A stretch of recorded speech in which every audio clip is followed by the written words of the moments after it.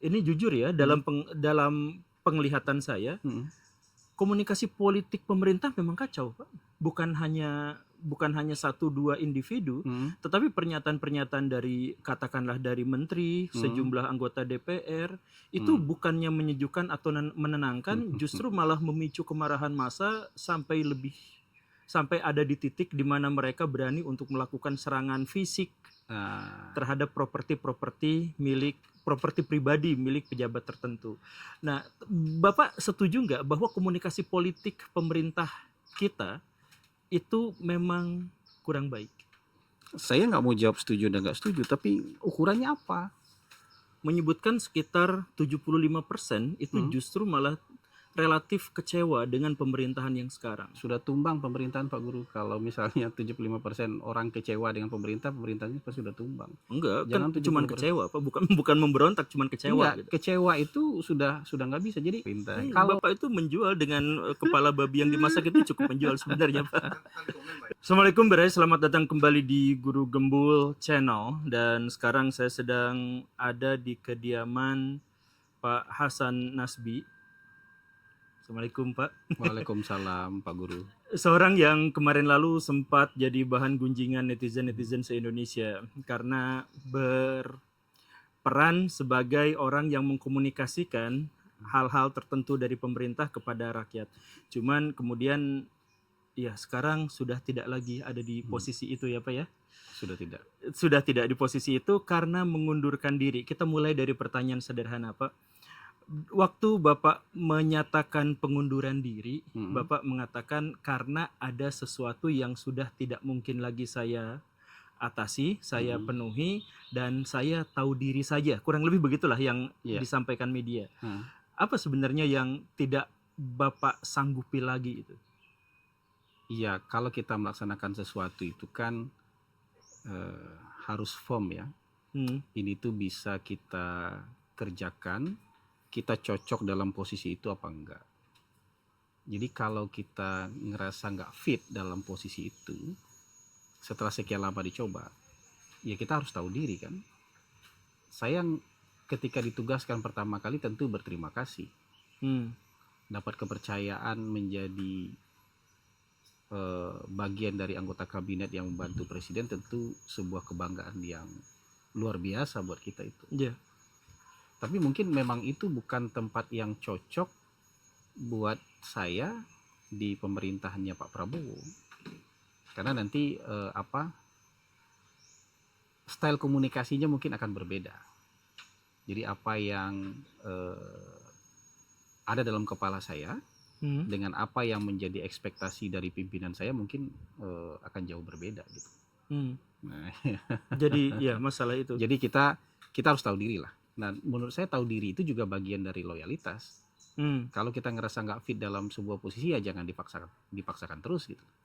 Nah, tapi Bapak tidak menyangka bahwa ternyata saya tidak mampu di sini. Awalnya Bapak menerima tawaran itu dan karena itu Bapak sebenarnya mengira bahwa apa yang akan menjadi posisi Bapak itu bisa Bapak kuasai, tapi belakangan ternyata itu tidak. Seperti itu. Iya begitu aja. Ya mungkin beda ininya. Kalau saya kan mungkin ya, kalau dari sisi komunikasi saya kan sebenarnya bukan pakar komunikasi.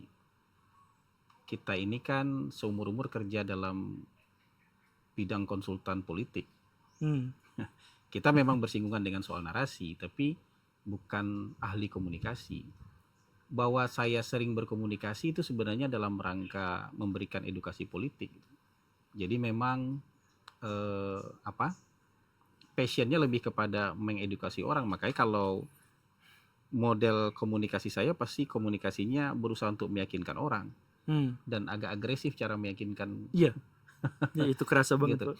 Dan mengubah cara pandang orang dan mungkin mengubah cara pandangnya juga agak agresif. Dan itu mungkin nggak fit kalau mau dipadankan dengan ekspektasi dari pemerintah gitu. Jadi kita harus harus tahu diri lah gitu. Oke. Kalau itu adalah bentuk ketaudirian, saya pikir itu adalah bagian yang harus diapresiasi oleh semua orang, semua kalangan. Tapi pertanyaan berikutnya adalah bahwa ini jujur ya, dalam penglihatan saya, komunikasi politik pemerintah memang kacau, Pak. bukan hanya satu dua individu, tetapi pernyataan-pernyataan dari katakanlah dari menteri, sejumlah anggota DPR itu bukannya menyejukkan atau menenangkan, justru malah memicu kemarahan massa sampai ada di titik di mana mereka berani untuk melakukan serangan fisik terhadap properti pribadi milik pejabat tertentu. Nah, Bapak setuju nggak bahwa komunikasi politik pemerintah kita itu memang kurang baik? Saya nggak mau jawab setuju dan nggak setuju, tapi ukurannya apa?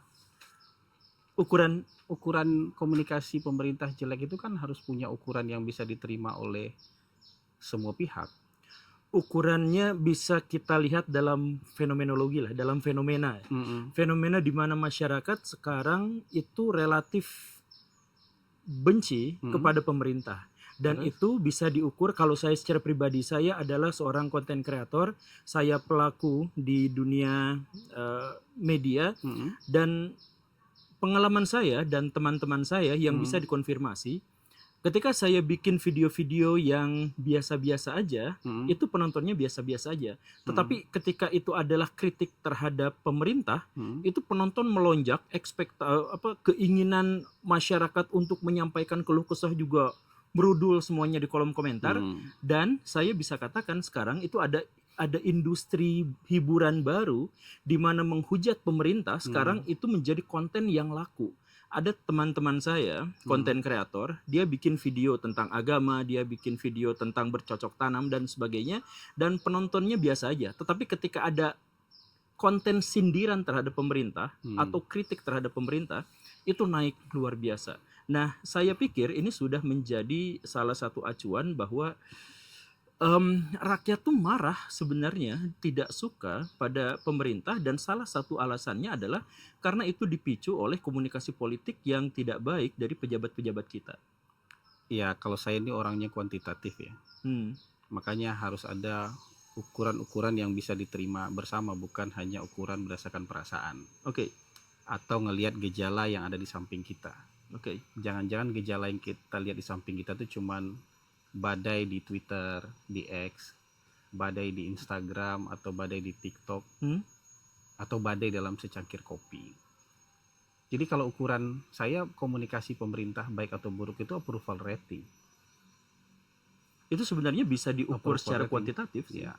Kalau approval rating pemerintah masih 75, di atas 70, bahkan di atas 60 lah, itu menurut saya komunikasi pemerintah itu masih cukup baik. Karena kalau dalam negara demokrasi, ini beda kalau kita bicara Korea Utara, kita beda bicara dengan Rusia misalnya, atau dengan RRC misalnya. Tapi kalau di negara yang nggak ada censorship kayak di Indonesia, itu oposan itu akan selalu ada. Mau 30% oposan, tapi kalau oposan itu keluar semua di media sosial, berasa besarnya. Seolah-olah pemerintah, tapi kalau misalnya sudah disurvei ke lapangan, approval ratingnya masih 70%, itu berarti komunikasinya pemerintah masih cukup baik. Tapi itu masih sangat baik. Pak Jokowi juga nggak kurang-kurang dulu kontroversinya, apapun yang diomongin jadi kontroversi. Buat haters itu kontroversi, buat pendukungnya juga itu menjadi bahan untuk bertengkar di media sosial. Tapi kalau misalnya approval rating tinggal 50%, approval rating tinggal 45%, itu komunikasi jelek. Tapi itu kan yang Bapak bilang 70% itu kan hasil survei dari 1.000 orang saja. Ya, tapi itu kan kuantifikasi, sama kayak ngecek darah kan juga diambil satu tabung aja.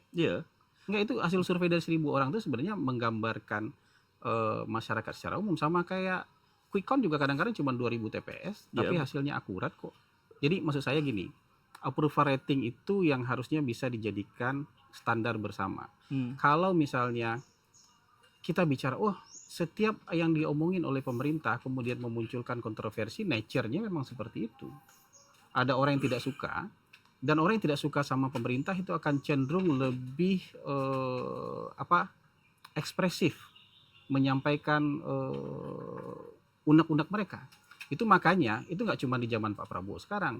Di zamannya Pak Jokowi, teman saya yang pendukung Pak Jokowi akhirnya bikin konten memaki-maki pemerintah. Kenapa? Viewersnya lebih tinggi gitu loh. Karena kalau misalnya menjadi kritikus pemerintah, viewersnya lebih tinggi. Tapi kolamnya, ini orangnya kan memang over ekspresif di kolam ini, tapi kolamnya nggak besar.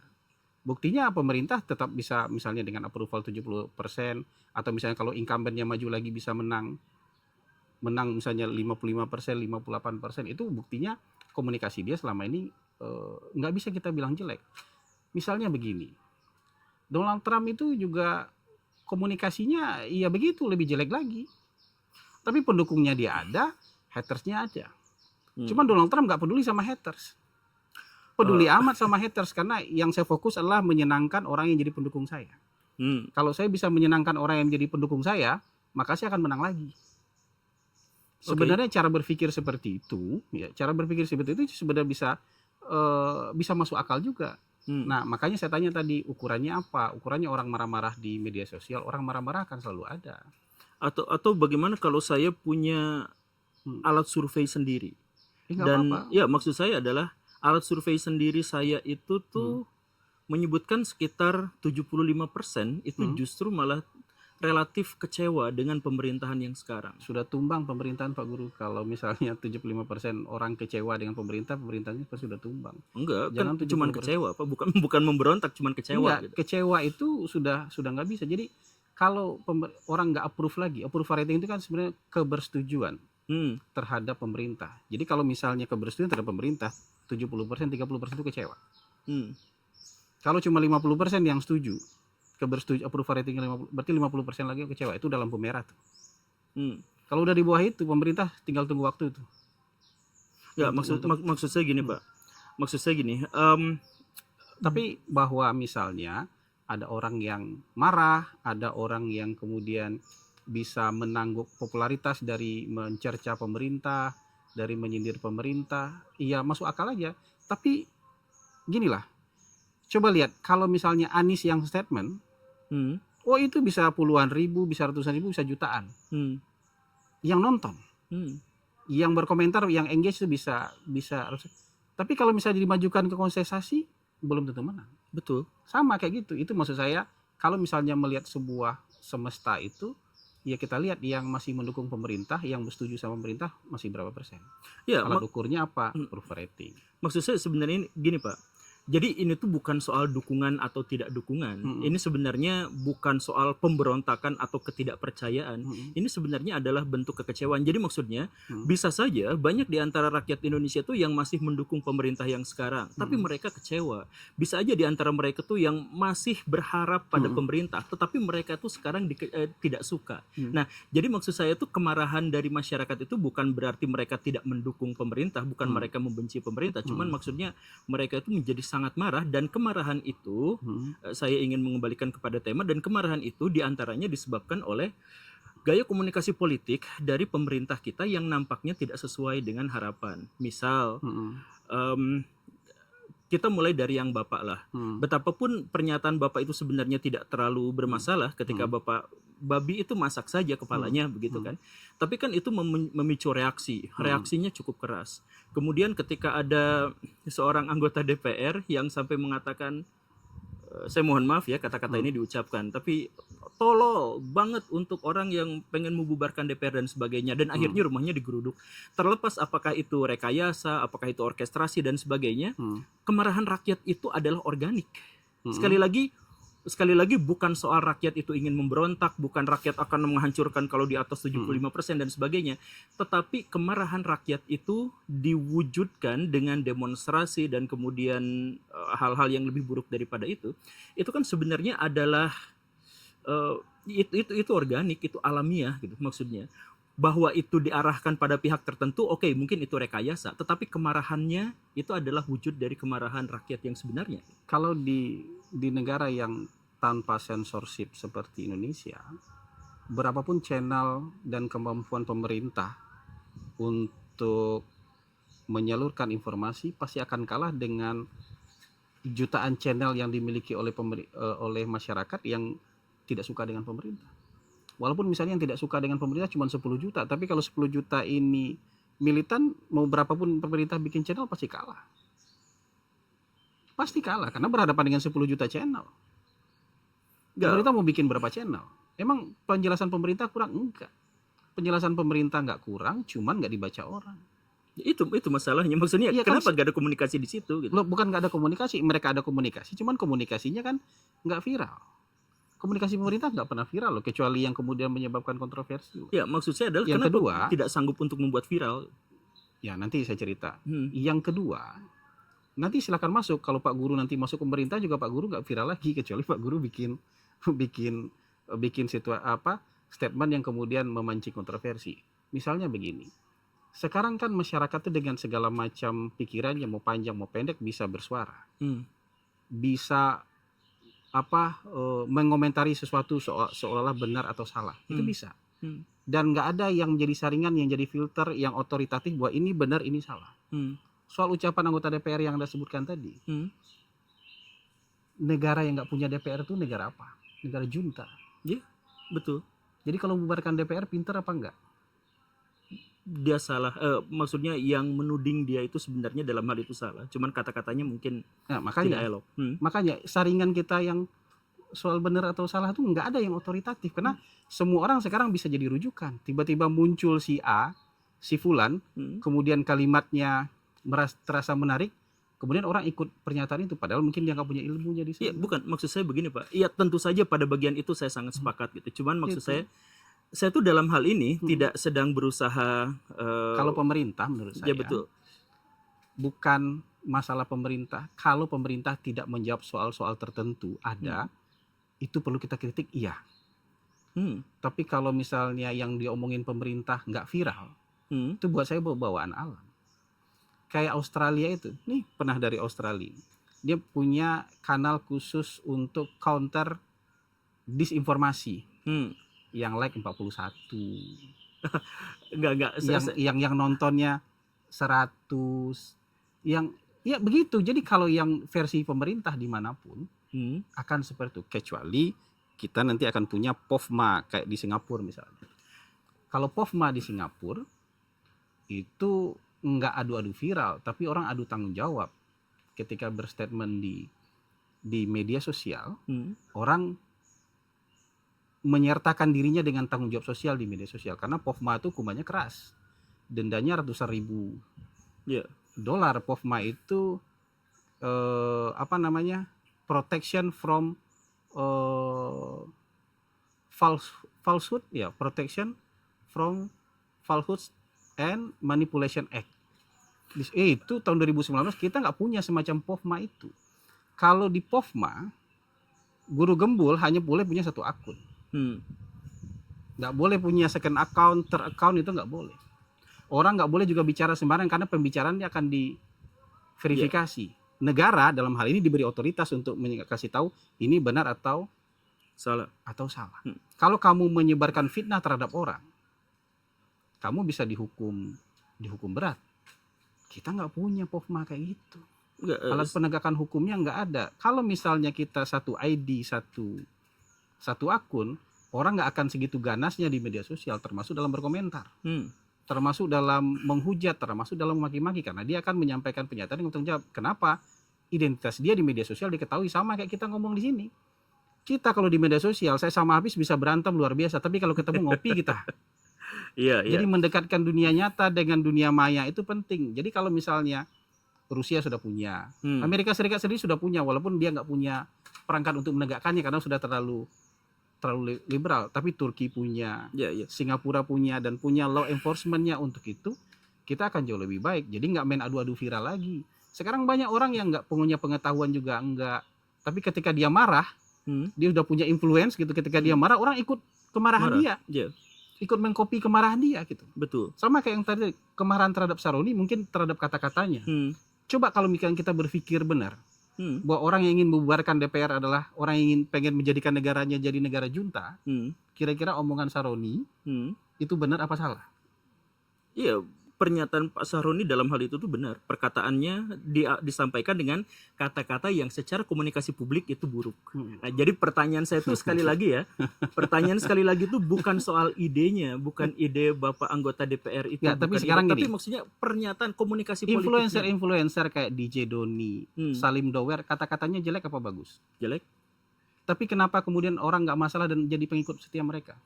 Karena mereka menganggap bahwa apa yang disampaikannya itu adalah ekspresi kemarahan yang memang Enggak. harus disampaikan dengan Karena sekarang dikotominya pemerintah tuh nggak boleh ngomong keras. tepat. Yang boleh ngomong keras hanya masyarakat. Pemerintah kalau ngebalas sedikit aja, bahkan mengcounter argumen sedikit aja, kayak saya bercandain si Tempo itu Iya. akan dianggap agresivitas. Nah ini Pak, sebenarnya saya tuh pengen balik lagi ke tema. Jadi maksudnya gini, Hmm. ada pejabat publik kita yang mampu menyampaikan komunikasi publik dengan baik sehingga pernyataan Bapak yang soal di Australia, di Singapura dan sebagainya itu mungkin juga nampak terbantahkan.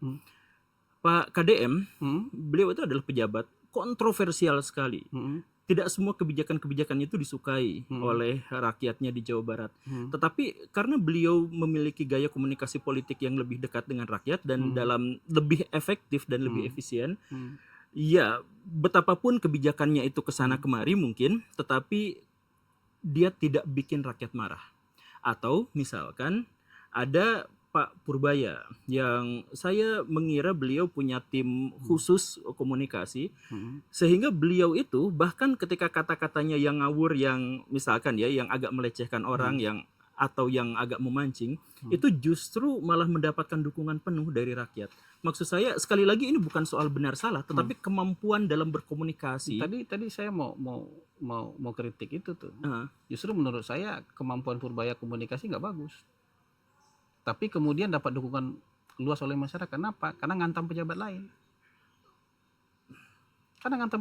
Dia bilang Pandu Syahrir kabur ke luar negeri, senang orang dengarnya.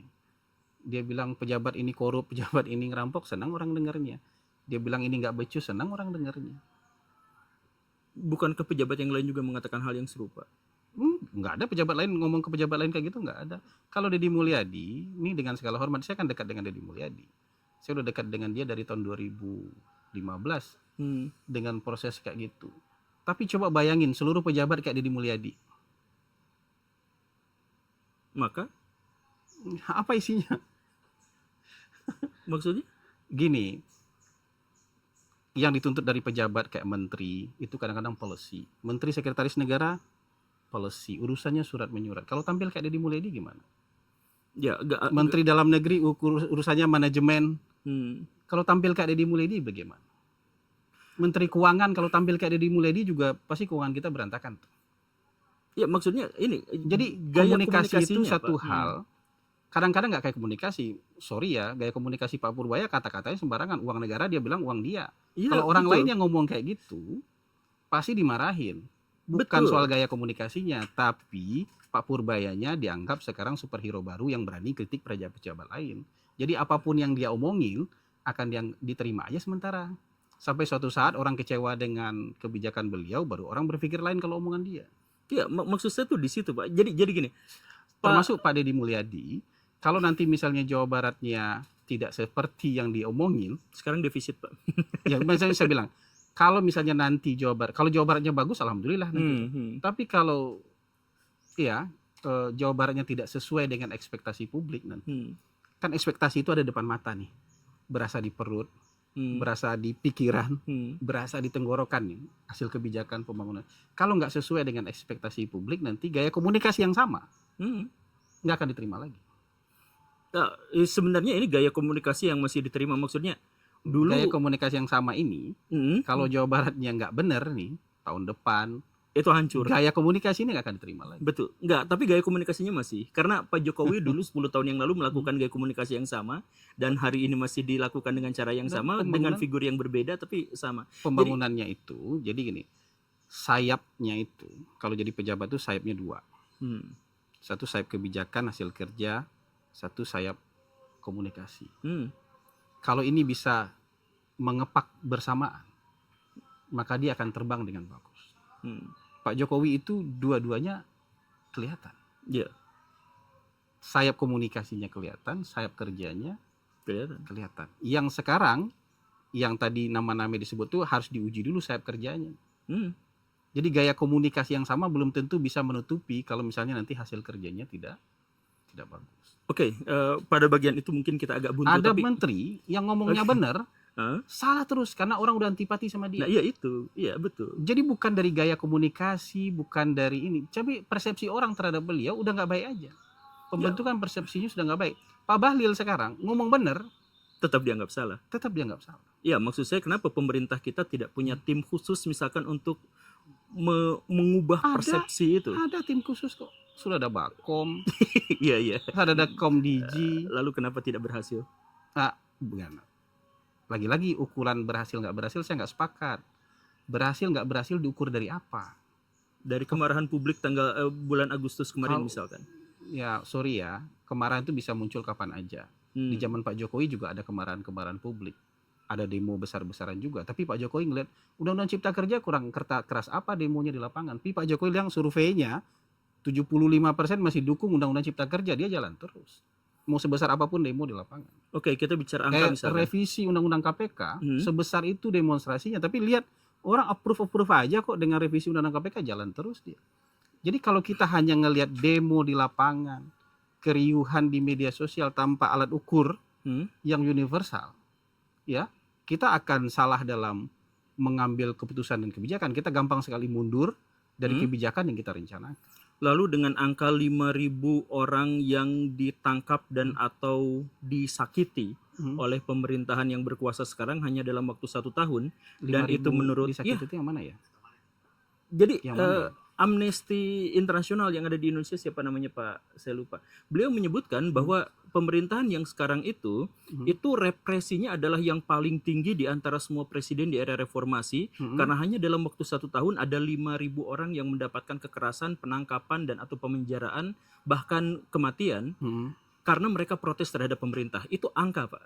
Itu saya pikir sudah menjadi kuantitatif. Jadi begini, kalau misalnya kita bernegara itu nomor 1 itu tertib sosial.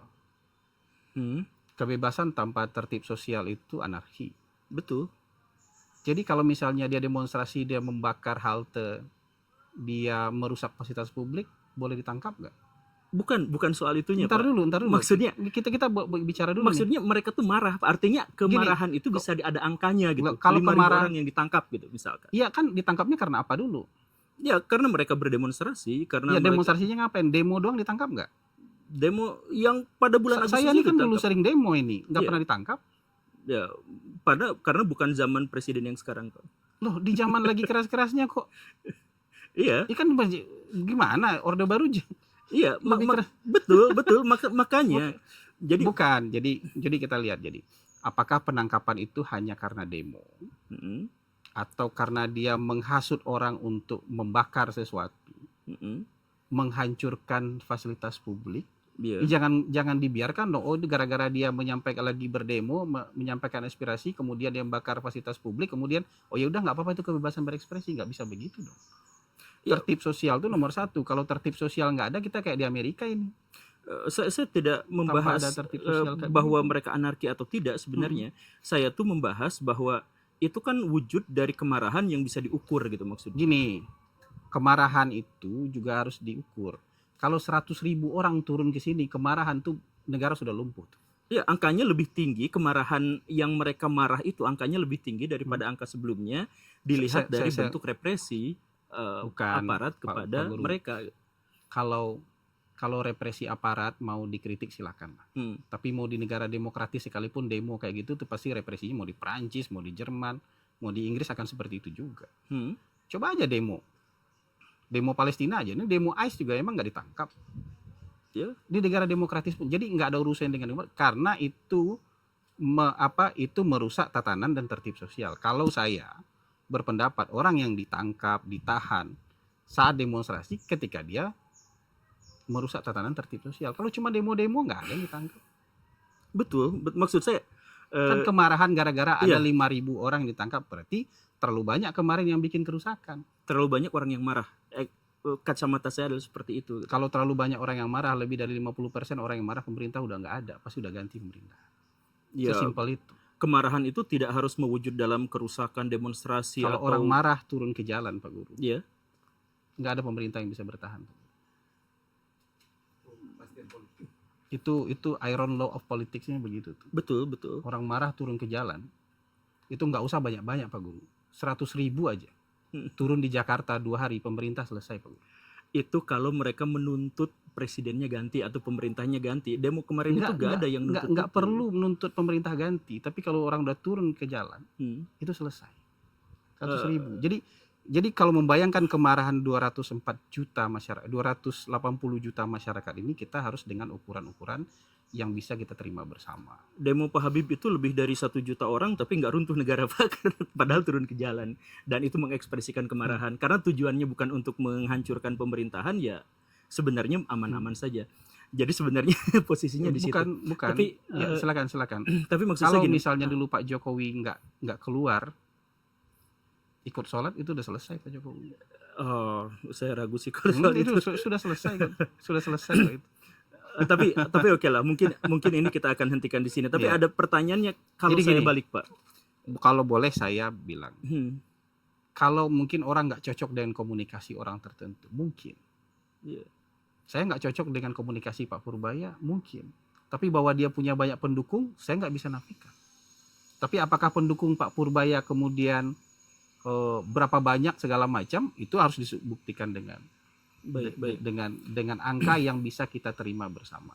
Komunikasi pemerintah itu nggak mungkin kemudian, kan pemerintah pasti bicaranya normatif, yang baik, yang kemudian bisa menenangkan, bisa menyernihkan. Itu nggak feeding ego orang marah, Pak. Iya. Jadi banyak orang nggak mau terlibat dalam, nggak mau ngelihat itu penjelasan pemerintah. Kenapa? Nggak ada adrenalin di situ, nggak ada ego yang di feeding di sana. Sementara kalau misalnya yang memaki-maki pemerintah, yang menjelek-jelekan pemerintah, yang menyudutkan pemerintah, terlepas omongannya benar atau salah, itu feeding ego dan feeding kemarahan, apalagi Betul. dalam situasi ekonomi yang memang lagi kurang bagus. Kalau ekonomi lagi kurang bagus, orang paling gampang nyalahin siapa? Pemerintah. Nyalahin pemerintah. Dia yang malas bangun pagi, Hmm, tapi kalau misalnya dia nggak bisa dapat kerja, dia bisa nyalahin siapa? Paling gampang iya. nyalahin pemerintah. Itu yang saya bilang, kemarahan itu ngasih makan bukan kemarahan, mengkritik pemerintah, menghujat pemerintah, menghakimi pemerintah, itu ngasih makan ini kemarahan orang-orang yang memang lagi pengen marah, dan mereka lebih ekspresif. Iya. Karena mereka lebih ekspresif, mereka lebih kelihatan di media sosial. Kita setuju soal itu Pak, karena saya juga sering bikin konten itu. Jadi hal yang buruk memang lebih mudah diterima oleh masyarakat karena naluri kita untuk bertahan hidup. Cuman maksud saya adalah bahwa pemerintah juga sebenarnya memiliki semua fasilitas, semua infrastruktur, semua suprastruktur sebenarnya untuk bisa menyelesaikan masalah ini. Cuma kasih contoh, infrastrukturnya apa yang bisa dipakai oleh pemerintah? Kasih contoh, nanti saya jelasin. Mereka misalkan punya seorang komunikator, mereka kemudian bisa menyampaikan itu di media dengan leluasa, mereka punya kesempatan untuk berbicara di ruang publik, mereka bisa membayar sejumlah akademisi untuk berbicara atas nama mereka, mereka punya seluruh kesempatan untuk, sama seperti ketika sebelum mereka menjabat, mereka bisa mengontrol dan merekayasa opini masyarakat dalam kampanyenya. Lalu kenapa hal yang sama tidak bisa mereka gunakan untuk membela kepentingan pemerintahan? Sekarang itu dilakukan kok. Ya gagal kan, itu masalahnya, gagalnya itu. Oke, saya nggak sepakat di kata-kata gagalnya. Gagal itu, oke. Bahwa itu dilakukan, sudah dilakukan semua oleh pemerintah. Persoalannya ada orang mau terima apa enggak, itu urusan lain. Bahwa itu sudah dilakukan oleh pemerintah, ya makanya saya bilang, sekarang mau bertarung di media sosial, mau berapa channel yang dibikin oleh pemerintah? Nggak usah banyak, 1-2 cukup. Nih, 1-2 ngelawan 1 juta, 2 juta akun cukup nggak? Cukup, ya seperti yang dilakukan Deddy Mulyadi itu cukup. Nah, coba lihat aja nanti. Gini ya, dalam skala kecil, Pak Deddy Mulyadi hari ini bukan menjadi sorotan primer. Bahkan untuk masyarakat Jawa Barat, bukan Deddy Mulyadi sorotan primernya, tetap pemerintah pusat. Kecuali nanti ketika Jawa Barat di zaman Jokowi Ahok lawan Anies, Jakarta menjadi sorotan. Oke. Itu sama aja. Emang penjelasannya dari pemerintah kemudian dapat atensi masyarakat? Belum tentu. Itu yang pertama. Yang kedua, kita bisa bicara mazhab. Ini mazhab ini bikinan saya aja nih. Oke. Ini akan berasa kalau pemerintah mau pakai mazhab ala Donald Trump. Agresif, konfrontatif. Fokus sama pendukung sendiri. Ini akan sama-sama viral nih. Yeah. Tapi pemerintah kita nggak pakai mazhab kayak Donald Trump. Pemerintah kita pakai mazhabnya, saya nggak lagi nyampein buat pendukung saya doang. Saya mau menyampaikan ke seluruh rakyat Indonesia. Makanya dia harus pakai kalimat yang di tengah, netral dan segala macam. Kalau Donald Trump siapa namanya juru bicaranya, dia tuding-tuding aja tuh satu-satu. Media satu-satu dia tuding-tuding aja. Donald Trump sendiri juga bilang, ini fake news aja nih media lu. Boleh nggak di sini kita kayak gitu? Sebenarnya bisa-bisa aja, tapi pembelahan sosialnya mungkin akan lebih bisa viral kalau kita dengan mazhab seperti itu. Tapi untuk konteks Indonesia, kayaknya pemerintah mengambil posisi kayak itu mungkin nggak bijak. Makanya saya ini Pak Guru, saya itu mazhabnya agak-agak mirip Donald Trump. Makanya saya harus tahu diri. Mazhabnya mazhab konfrontatif. Orang tuh harus kita bikin yakin ini. Bahkan kalau perlu kita sentil logikanya, tapi akhirnya mungkin nggak akan cocok gitu. Akhirnya relevansinya ketemu. Tapi pada bagian itu kita tunda dulu Pak, karena mungkin akan menghabiskan banyak durasi. Saya mau pindah ke pertanyaan selanjutnya. Anggaplah bahwa komunikasi politik dari pemerintah kepada rakyat itu memang tidak buruk-buruk amat, baik-baik saja, tidak gagal. Anggaplah seperti itu. Lalu bagaimana dengan komunikasi rakyat kepada pemerintah? Saya merasa bahwa apa yang disampaikan oleh rakyat selama ini tidak sampai kepada pemerintah. Di level mana? Di level bahwa banyak sekali pernyataan-pernyataan atau harapan cita-cita dari rakyat yang ternyata sama sekali tidak diguncingkan, tidak dibicarakan di kalangan elit politik di Indonesia. Misalkan hal sederhana yang dulu pernah saya paparkan juga adalah ketika Pak Prabowo, presiden kita itu berbicara dengan sejumlah pimpinan redaksi media, beliau tuh sempat ditanya soal buzzer. Kemudian Pak Prabowo Subianto bilang, buzzer itu apa? Beliau agak pada waktu itu sepertinya beliau gagal untuk menemukan definisinya. Tapi pada waktu itu Pak Prabowo memang entah pura-pura atau tidak, tetapi mendemonstrasikan bahwa dia tidak tahu buzzer sehingga tentu saja tidak menggunakannya. Nah, pertanyaan saya adalah, bukankah istilah buzzer itu adalah istilah yang keseharian digunakan oleh rakyat Indonesia? Maka adalah keterlaluan ketika presiden kita bahkan tidak tahu apa yang sedang dibicarakan oleh rakyat Indonesia. Artinya ada komunikasi di sini juga yang tertahan, entah bagaimana ceritanya. Masalah yang pertama, atau misalkan masalah yang kedua itu adalah ketika rakyat Indonesia itu mengatakan, atau yang kasus kemarin di Aceh gitu, rakyat Aceh itu berteriak-teriak bahwa kami tidak mendapatkan pasokan listrik, kami di sini boro-boro wifi, air bersih saja tidak mencukupi dan sebagainya. Tapi kemudian Pak Prabowo mengatakan di salah satu pidatonya, Aceh sudah baik-baik saja, dan kemudian ada video yang menampakkan Pak Bahlil yang mengatakan 97% listrik di Aceh itu sudah menyala. Nah, artinya kalau komunikasi pemerintah kepada rakyat anggaplah misalkan selesai, bagaimana dengan komunikasi rakyat kepada pemerintah? Kenapa nampaknya tidak tersalurkan? Ya, mungkin harus dipilah-pilah ya Pak Guru. Bahwa mungkin tidak semuanya sampai ke meja presiden, mungkin saja. Tapi kan presiden punya perangkat yang sangat banyak di bawah untuk menyelesaikan persoalan-persoalan itu, sehingga yang sampai di meja presiden nggak seluruh persoalan. Harusnya ada persoalan-persoalan tertentu saja yang levelnya sudah tinggi, itu yang sampai di meja presiden. Kalau soal istilah buzzer apa segala macam, bisa saja beliau tidak tahu. Tapi perangkat-perangkat di bawahnya kan pasti tahu. Maksud saya, itu tidak sepenting itu juga untuk jadi pengetahuan presiden soal perbazaran itu gitu loh. Tapi bahwa perangkat di bawah dia, perangkat di bawah presiden kemudian mengerti soal itu, bisa mengoperasikan itu, bisa membangun networkingnya itu, saya yakin aja itu. Maksud saya, ada orang yang saya tahu persis tuh bisa berkolaborasi dengan pengamat, akademisi, media dan segala macam, itu ada orangnya gitu. Tapi presiden mungkin nggak hafal dan nggak mengerti istilahnya, menurut saya wajar-wajar saja gitu. Tapi kalau yang soal teknis pembangunan dan segala macam, saya rasa presiden mengerti. Nah, kalau misalnya ada persoalan yang nggak sampai ke meja presiden, ya mungkin, sangat mungkin. Nah, kalau misalnya kasus Aceh kemarin, saya yakin itu miskomunikasinya di antara penyedia dari PLN ya, ke Menteri ESDM. Menteri ESDM menggunakan data dari PLN untuk menyampaikan sesuatu ke presiden. Dalam situasi yang serba cepat dan serba kacau seperti itu, mungkin nggak sempat untuk mengecek betulan ini yang disampaikan itu benar apa enggak. Makanya akhirnya Direktur PLN minta maaf kan secara umum depan publik, karena mungkin beliau juga dapat data dari tim lapangan, Hmm? entah miskomunikasi atau apa, ya Hmm. seperti itu. Jadi informasi bertingkat seperti itu, ya. Tapi bisa nggak itu sengaja, Pak? Miskomunikasi itu dibuat Wallahu secara alam, sengaja. wallahu alam, Maksud saya wallahu adalah alam, wallahu alam, salah satu wallahu alam.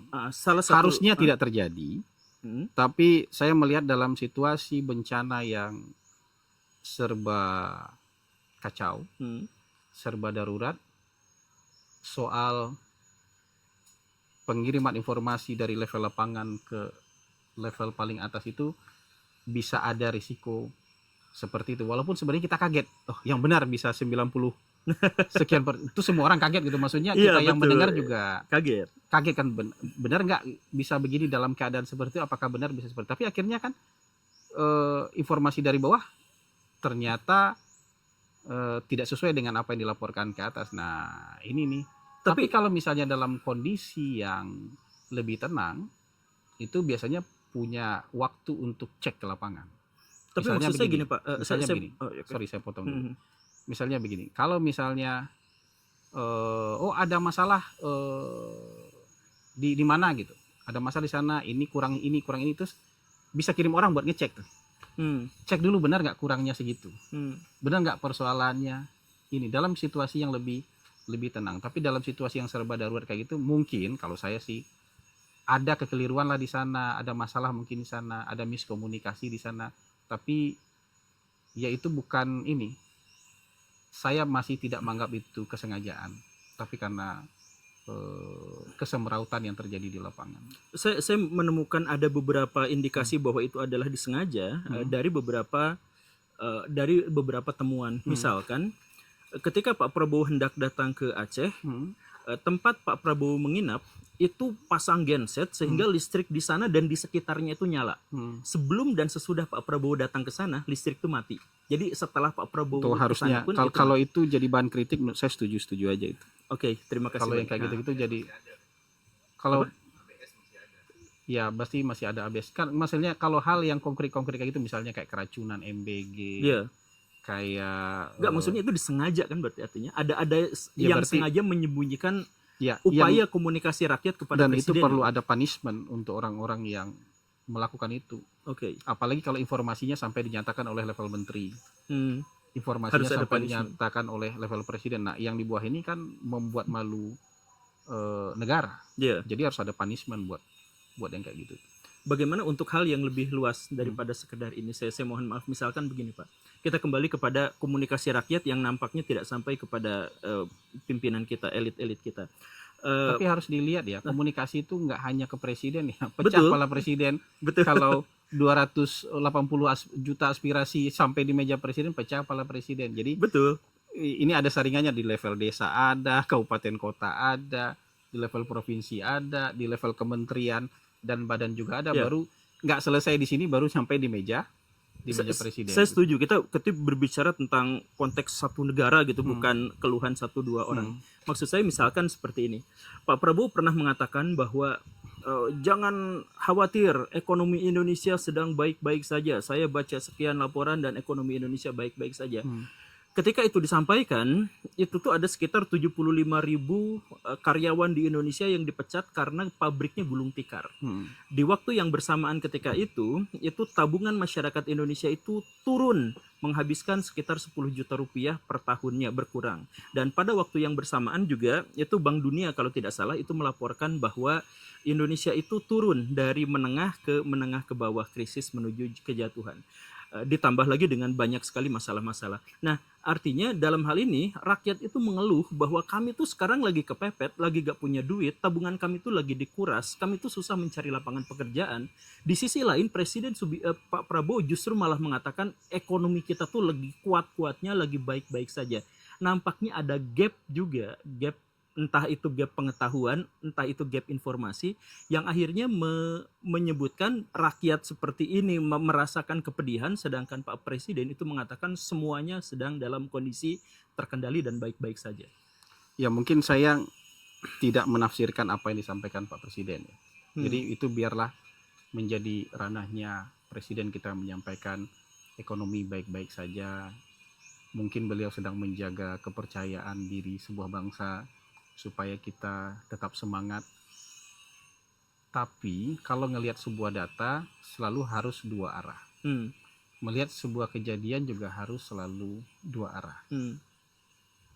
Kalau misalnya ada pemutusan kerja di pabrik 75.000, dihitung nggak berapa jumlah penciptaan lapangan kerja tahun itu? Ada hitungannya. Dan relatif turun. Kalau ya maksud saya dibuka aja. Setahu saya tahun 2025 jumlah penciptaan lapangan kerja itu di atas, saya lupa 1 juta atau 2 juta. Penciptaan lapangan kerja baru di sektor industri. Mungkin industrinya berbeda sektornya. BPN menyebutkan memang penganggurannya turun 4,6%. Pengangguran pada waktu Kalau itu. pengangguran terbuka kan orang bisa pindah dari pabrik menjadi tukang ojol. Saya nggak mau lihat angka pengangguran terbuka lah. Tapi hari ini kalau ada misalnya sektor yang gulung tikar tuh pasti ada. Cuman ada penciptaan lapangan kerja baru nggak? Kalau misalnya itu industri ada penciptaan itu surplus apa enggak?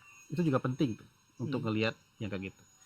Yang kedua, kita juga berada dalam situasi hubungan internasional yang sangat challenging. Misalnya soal tarif dengan Amerika Serikat. Loh, kalau misalnya presiden nggak mau negosiasi soal tarif, terus kan orang mencibir, kok masih mau sih diatur-atur Amerika dengan tarif dapatnya 19%. Karena kalau kita makan aja gitu, kita retaliation, kita melawan balik itu, ngasih tarif, mungkin kita akan kehilangan 800.000 lapangan kerja di sini. Karena pabrik kita nggak bisa ekspor lagi ke Amerika. Jadi itu jalan tengah untuk meminimalkan supaya pabrik-pabrik nggak gulung tikar di sini. Ada banyak hal yang dipikirkan oleh pemerintah harus dengan pikiran jernih dan dari segala macam arah.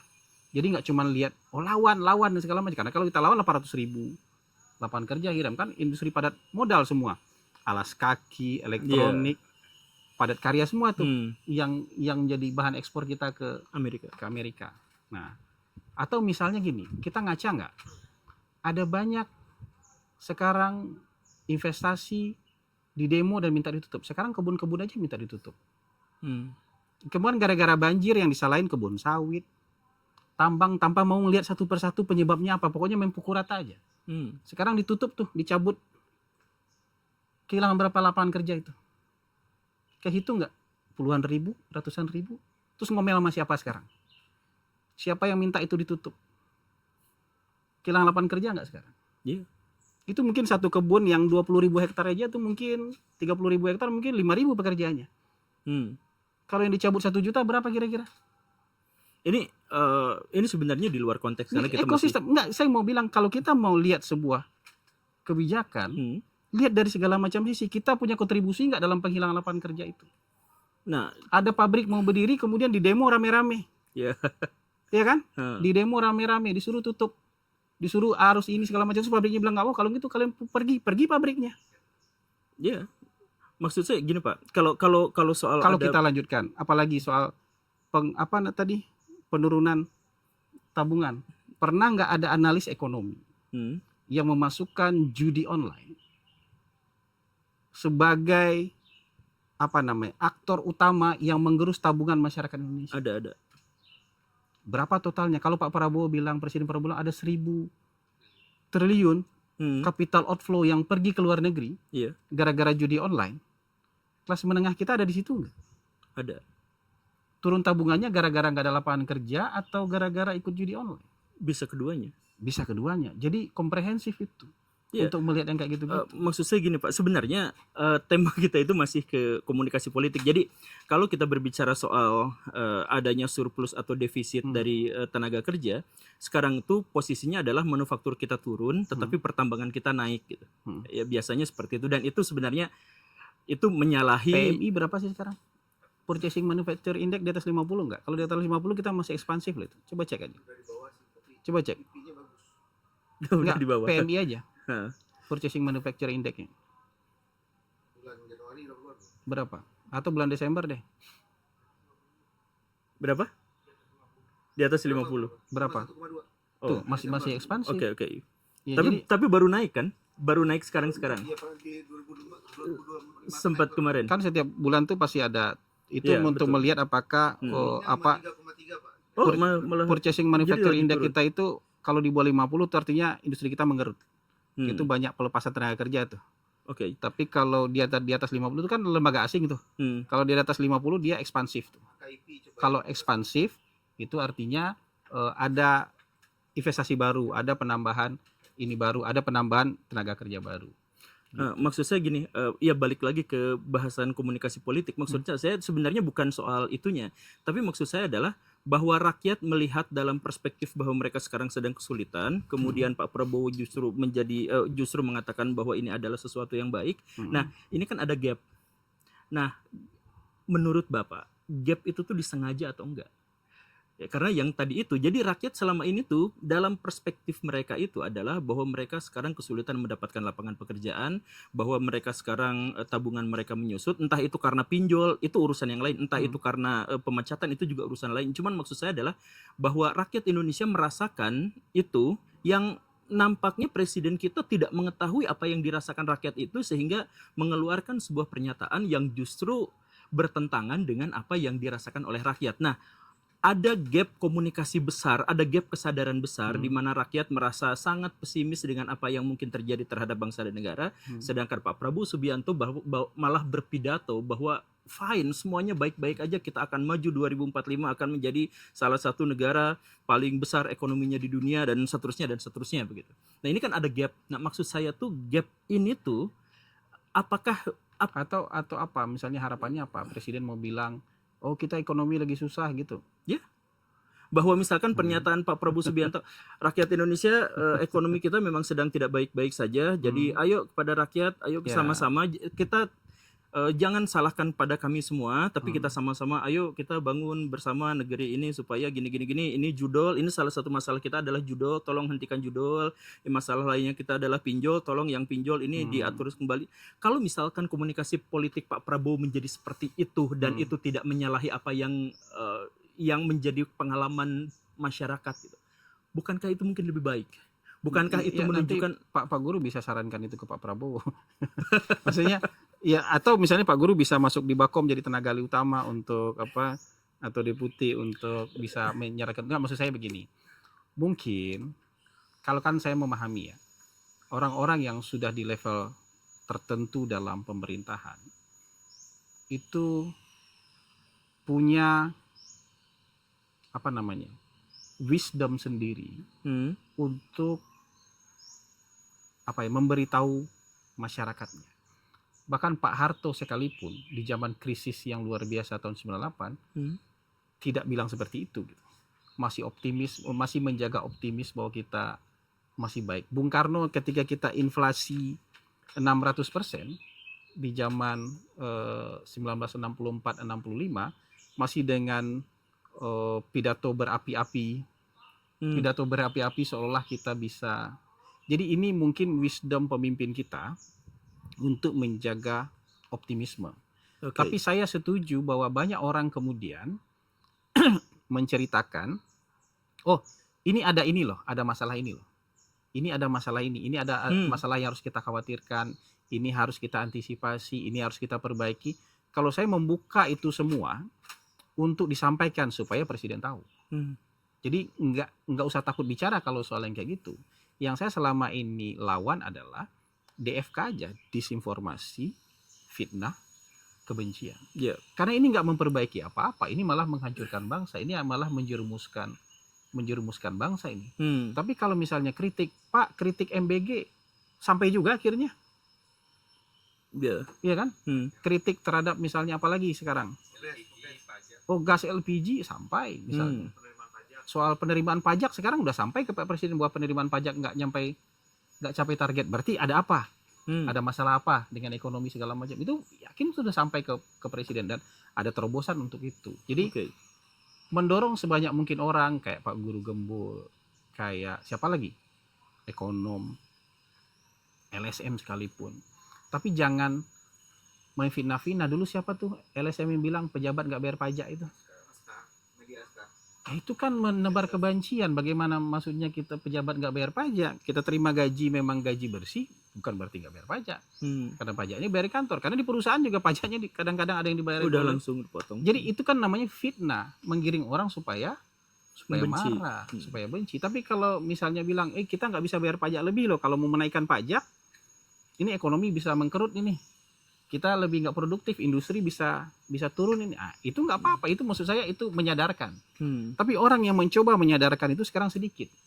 Yang banyak tuh orang mau jadi superhero dengan mengumbar kemarahan. Jadi supaya orang berbaris di belakang dia, yang marah-marah ini mau berbaris di belakang dia. Itu jadi industri.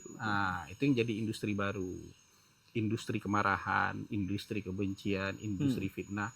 Karena kita nggak punya perangkat yang komprehensif untuk menindak itu dan meregulasi. Di Turki, Pak Guru, itu ada sebuah lembaga besar dibikinkan. Dia selain punya aturan, semacam POFMA itu dia punya aturan, dia punya namanya Center for Combating Disinformation. Wah, itu kantornya besar sekali. Pasukannya 1.600 orang. Isi kantor itu, isinya ahli komunikasi 1.600 orang. Dan ini nggak hanya untuk dalam negeri, karena dia juga perang opini ke luar negeri kan. Dia perang. Tapi dia menguasai seluruh kewenangan. Dewan Pers ada di tangan satu lembaga Direktorat Komunikasi itu, Direktorat Komunikasi di bawah Presiden Turki itu penggabungan Dewan Pers di Indonesia. Jadi sertifikasi wartawan dari dia. Ya, berarti kontrol ya sebenarnya. Iya. Kemudian Komdigi dari dia. Apalagi lembaga penyiaran apapun ada di bawah dia, yang punya pemerintah ada di bawah dia, RRI-nya, TVRI-nya, kantor beritanya ada. Jadi powerful sekali, dia bisa menjalankan itu. Tapi coba kalau di Indonesia dibikin lembaga kayak gitu, isinya 1.600 orang, teriak-teriak nggak orang? Di demo, Pak. Di demo, mana efisiensi? Ya kan? Mana pemborosan anggaran untuk mengekang pemerintah? Jadi kita nggak tahu mana yang benar dan mana yang salah dengan kebebasan informasi tanpa regulasi ini. Padahal maksudnya itu untuk membuat tertib sosial di media sosial. Karena sekarang tempat yang nggak ada tertib sosial itu di media sosial. Tapi masuk ke ruang pribadi kita, masuk ke kamar kita, masuk ke rumah kita, bahkan masuk ke kamar mandi kita. Kalau kita bawa itu ke toilet, kemarahan itu sampai di kamar mandi kita gitu loh. Nah itu yang saya maksud. Jadi sebenarnya banyak negara sudah ngasih contoh. Mereka punya regulasinya, mereka punya perangkatnya. Karena regulasi tanpa perangkat sama aja bohong. Singapura tuh yang paling bagus sebenarnya. Iya, tapi akan dicap otoriter. Sementara mereka menulis tentang otoritarian di Indonesia dari institut dari Amerika, dari Singapura gitu, ICAS gitu. Jadi kira-kira kayak gitu Pak Guru. Jadi soal komunikasi ini di sebuah arena yang tanpa tertib sosial dan gak ada aturan main, pemerintah manapun pasti akan kewalahan. Makanya banyak pemerintah itu main potong kompas aja. Dia blok aja. Cina main blok aja. Betul. Turki untuk ini tertentu blok aja. Iran main blok aja. Iran kalau mau main IG, main segala macam pakai VPN. Dan kritik sama pemerintah siapa yang main IG. Karena pakai VPN. Misalnya kayak gitu-gitu. Jadi nah kita dengan anarki kayak gini, terus kemudian bilang pemerintah jelek karena ekspresi yang lebih kan lebih outspoken ya. Orang-orang yang tidak suka pemerintah kan lebih outspoken, kelihatan lebih ekspresif, dan kita nganggap itu gagal. Saya setuju kalau misalnya nganggap itu gagal kalau misalnya approval ratingnya sudah di bawah lah 50-an%, menurut saya tuh komunikasi pemerintah gagal. Tapi kalau masih 70-an%, 60% itu masih cukup baik, karena ya negara kita itu nggak butuh semua orang dukung kok, butuh majority dukung untuk kebijakan pemerintah. Negara ini juga pemerintah tetap bertahan nggak butuh semua orang dukung kok, tapi butuh majority dukung pemerintahan. Kira-kira kayak gitu Pak. Kita akhiri saja dulu Baraya. Saya sebenarnya ada beberapa pertanyaan yang pengen disampaikan, tapi memori HP saya terbatas ya. Nanti kapan-kapan kita hal-hal lagi. Konyol untuk menghentikan podcast, tapi semoga Baraya berkenan. Pak Hasan dalam konteks ini sebenarnya bukan lagi bagian dari pemerintah di bidang Bukan. itu, Bukan. sehingga apa yang beliau sampaikan, yang dari tadi disampaikan itu sepenuhnya adalah pendapat pribadi, dan sama sekali tidak ada kaitannya dengan pemerintah. Tapi nanti kapan-kapan kita mungkin akan berdiskusi juga dengan perwakilan pemerintah yang kalau mungkin juga bisa menjawab tidak terlalu normatif. Kalau Pak Hasan barusan menjelaskan dengan lebih gamblang dan ada sedikit persengketaan ide tadi, tapi gak jadi masalah. Gak jadi masalah, saya pikir. Dan Dan justru bagus. ya, Jadi saya tuh sebenarnya ya mungkin karena saya nggak laku ya, jadi saya nggak diundang tuh di podcast anti pemerintah tuh, saya nggak pernah diundang. nanti saya undang Pak. nanti nanti saya paksa. Mungkin karena nggak laku, nggak layak jual, jadi nggak pernah diundang di podcast anti pemerintah. Bapak itu menjual dengan kepala babi yang dimasak itu cukup menjual sebenarnya Pak. Oke, berarti itu saja ya. Sekali lagi ini adalah pernyataan pribadi dan semoga kita nanti punya kesempatan. Yang jelas saya secara pribadi sebenarnya sangat ingin ada jembatan besar yang bisa menghubungkan, mengkoneksikan persepsi, paradigma, pemikiran, ide dan gagasan antara rakyat dengan pemerintah, sehingga kita bisa, ya bahkan ketika kita ekonominya sulit pun setidaknya kita bisa berharap lebih baik dan tidak saling mencaci maki. Itu saja. Terima kasih karena sudah menyimak. Saya Guru Gembul dan Pak Hasan Nasbi undur diri. Assalamualaikum warahmatullahi wabarakatuh. Waalaikumsalam.